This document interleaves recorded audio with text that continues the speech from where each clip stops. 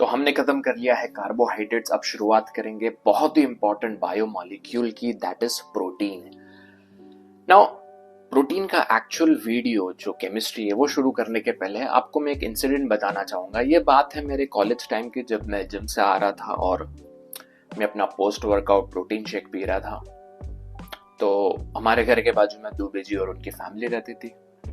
वो आए घर पे, उन्होंने देखा इतना बड़ा 5 LBS का डब्बा है मेरे पास, उससे मैं प्रोटीन शेक बना के पी रहा हूँ। दुबे जी वो है ना, थोड़े एडवाइस देना, सब बड़ों को ज्यादा एडवाइस देना पसंद होता है ना हर एक चीज में। तो दुबे जी ने बोला, ये सब क्या केमिकल वाले पदार्थ आप यूज करते हो?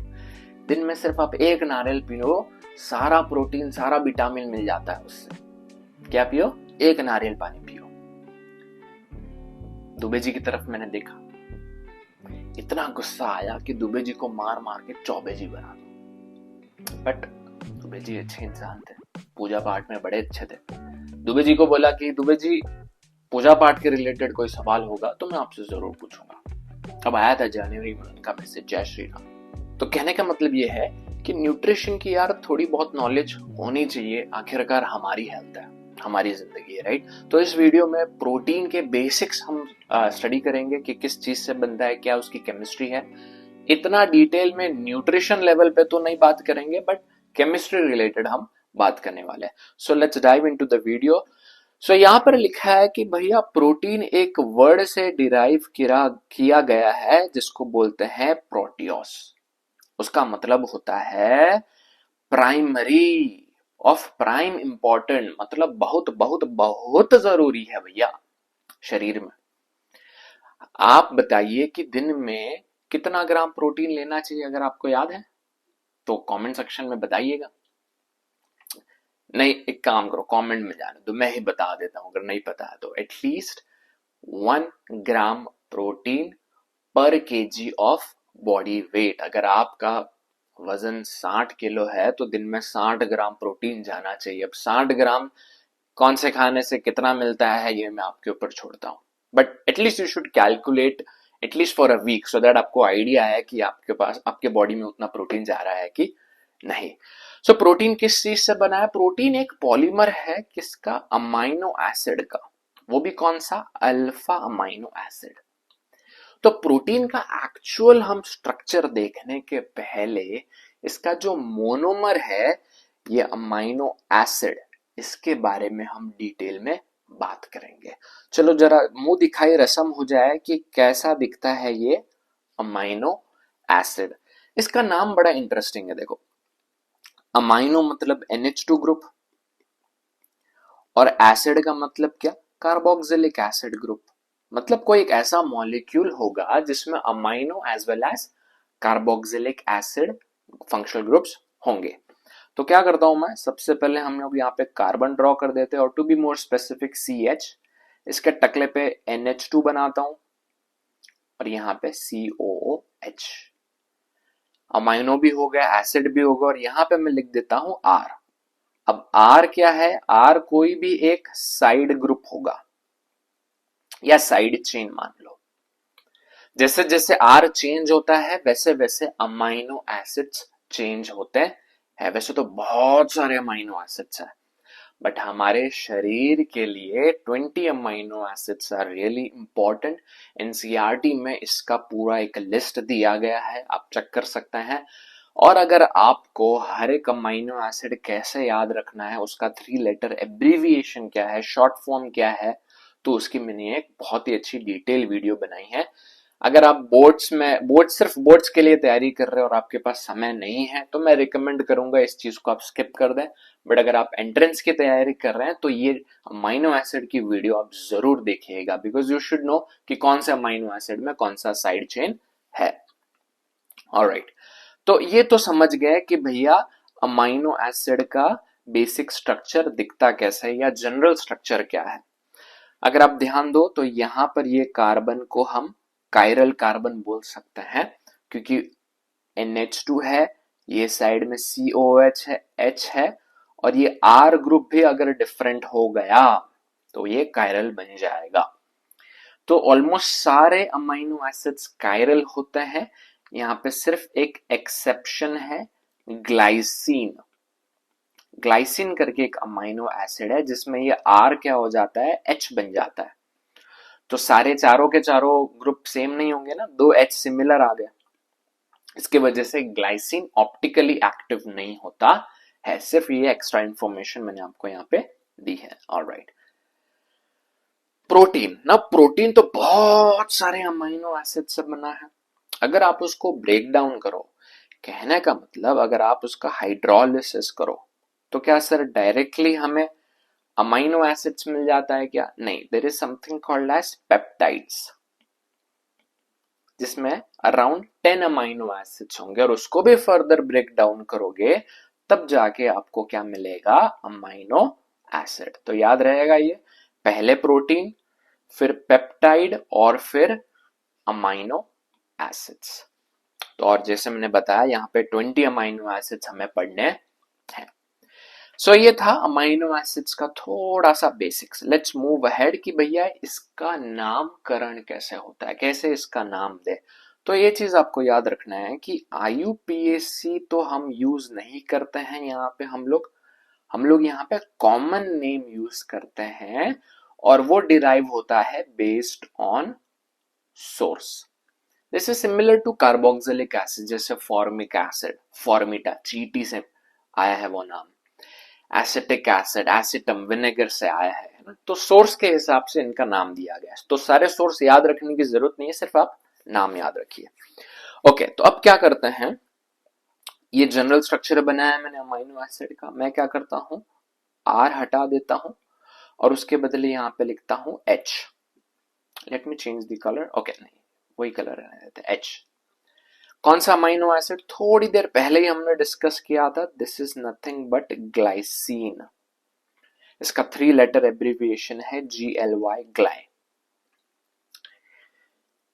यहां पे अगर मैं ये R इरेज करूं और इसके बदले में CH3 लिखूं तो ये बन जाता है एलानीन, और इसका 3 लेटर एब्रिविएशन होगा ALA। तो अगर आपने वो वीडियो देखा है अमाइनो एसिड का, तो उसमें सारे अमाइनो एसिड्स हमने डिस्कस किए हैं। ओके, सो ग्लाइसिन और एलानिन, ये 2 एग्जांपल मैंने आपको यहाँ पे दिए हैं। तो नाम से आपको पता लग रहा है कि भैया हम यहाँ पे कॉमन नेम यूज कर रहे हैं, ना ही कि IUPAC नेम। ओके, सो इन नेमिंग का थोड़ा सा आइडिया आ गया आपको।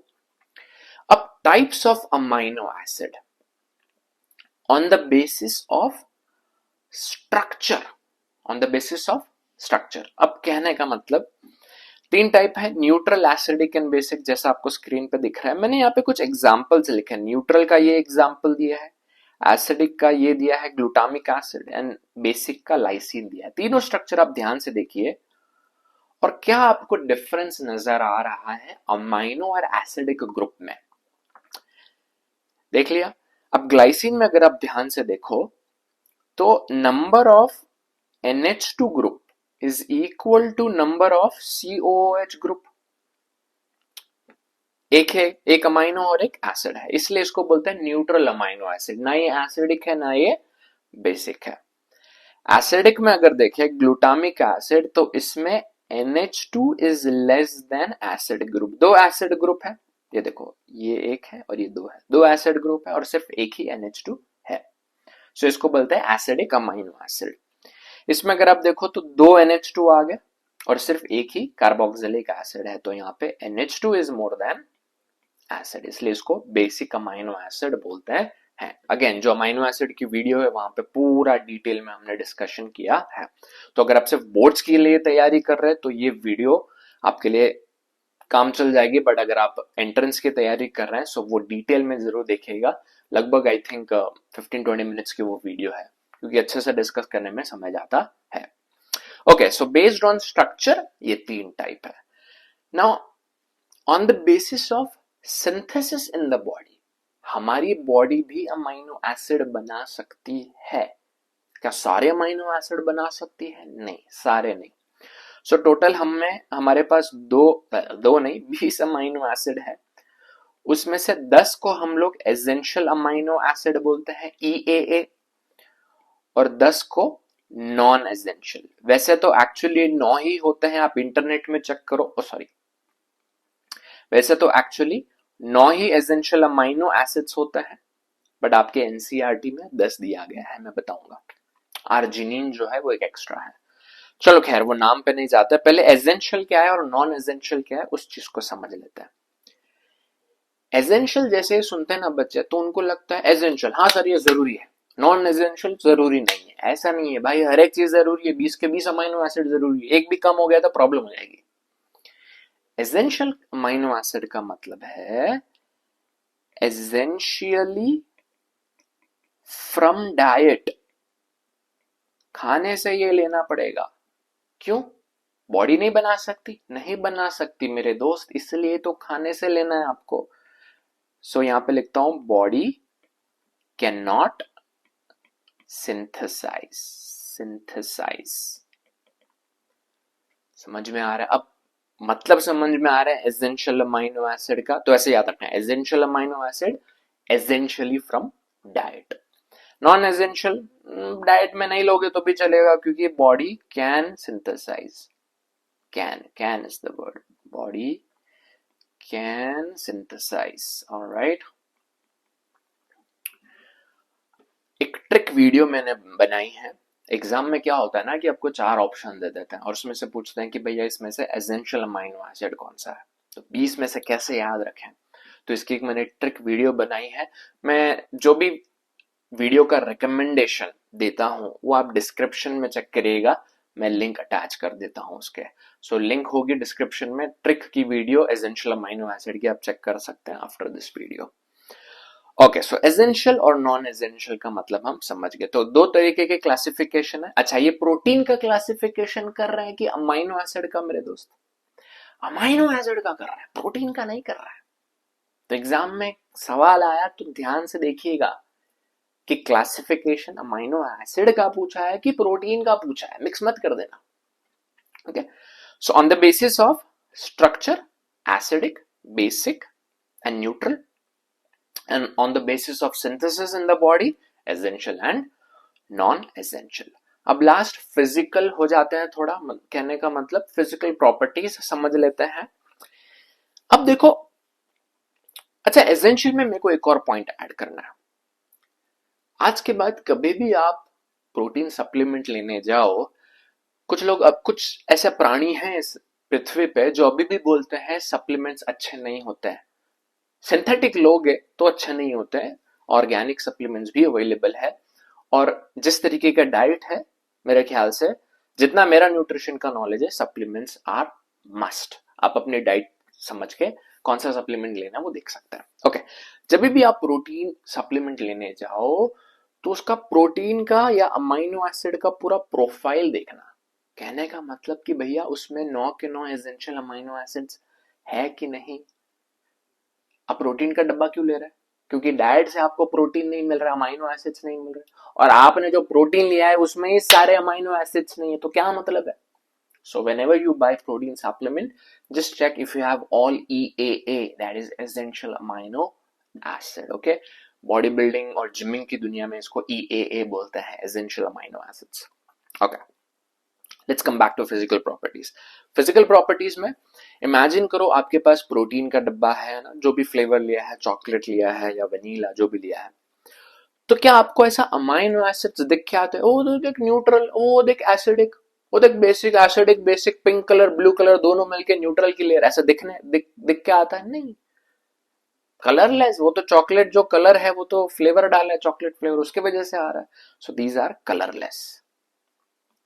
ओके, हमको बॉडी बनाने में मदद करते हैं, बट इनका खुद का कोई कलर नहीं है। Crystalline structure, definitely crystalline form में है। प्रोटीन को भैया पानी में डालोगे तो सोल्यूबल होता है कि नहीं होता? होता है ना, वाटर सोल्यूबल, कॉमन सेंस है। तो एग्जाम में यहाँ अमाइनो एसिड पानी में सोल्यूबल होते हैं कि नहीं होते, तो इतना सोचने का, ये होता है। शरीर में भी तो अमाइनो एसिड ब्लड में जाता है, सोल्यूबल है। हाई मेल्टिंग पॉइंट, इसको ऐसे याद रखने का कि एग हो गया या कोई प्रोटीन की चीज आप पका रहे हो, हम बोलते हैं ना एग में 4 to 6 ग्राम्स ऑफ प्रोटीन है, तो अगर आप उसका ऑमलेट बनाते हो, हाई टेम्परेचर होता है, तो क्या सारा प्रोटीन खत्म हो जाता है, जल जाता है? नहीं यार, हाई मेल्टिंग पॉइंट। हाँ, अगर एकदम काला कर दोगे, कार्बन बना दोगे तो खत्म ही हो जाएगा, but they have high melting point, तो डिस्ट्रॉय नहीं होता है। ऑलराइट, तो मैं आपको एग्जांपल दे रहा हूं कैसे आप ये पॉइंट्स याद रख सकते हैं. Behaves like salt rather than simple amines और कार्बोक्सिलिक एसिड. सर ये सॉल्ट की जैसे कैसे बिहेव कर सकता है? अब एक नया कॉन्सेप्ट यहां पे आ जाता है जिसको बोलते हैं ज्विटर आयन. अब ये क्या चीज है? अब देखो लेफ्ट साइड में मैंने जनरल स्ट्रक्चर बनाया है अमाइनो एसिड का. अब एसिड्स क्या करता है? H प्लस डोनेट करता है, तो एसिड H प्लस डोनेट करके CO माइनस हो जाएगा. और बेस क्या करता है? H प्लस एक्सेप्ट कर सकता है. तब देखो एक ही मॉलिक्यूल में प्लस चार्ज भी आ गया और माइनस चार्ज भी आ गया, ऐसे टाइप के मॉलिक्यूल को आप ज्विटर आयन बोलते हैं. And these are electrically neutral, क्योंकि एक पॉजिटिव है और एक नेगेटिव है. These are amphoteric in nature because these are acidic as well as basic in nature, क्योंकि इसमें एसिडिक ग्रुप भी और बेसिक ग्रुप भी है. समझ में आ गया ज्विटर आयन. अब ज्विटर आयन एंड एक और कॉन्सेप्ट होता है आइसो इलेक्ट्रिक पॉइंट, जो कि एंट्रेंस के लिए बहुत इंपॉर्टेंट है. मेरे ख्याल से यूट्यूब के ऊपर one of the best videos है इन दो कॉन्सेप्ट के ऊपर मैंने बनाई है. इसका भी मैं लिंक डिस्क्रिप्शन में डाल दूंगा. कई बार पता है कि बहुत अच्छा गोल्डन कंटेंट होता है, बट यूट्यूब का एल्गोरिदम ऐसा होता है कि वो बच्चों तक पहुंच नहीं पाता है. सो देखिएगा यार, डिस्क्रिप्शन में पसंद आया तो दोस्तों के साथ भी शेयर करिएगा. लास्ट में आप लोगों से एक सवाल है, are all amino acids optically active? The answer is yes, but एक एक्सेप्शन है. कौन सा एक्सेप्शन है? ग्लाइसिन. ग्लाइसिन में क्या हो जाता है? वो जो R है वो बन जाता है H, isn't it? So इसलिए ये जो कार्बन है कायरल नहीं बन पाता.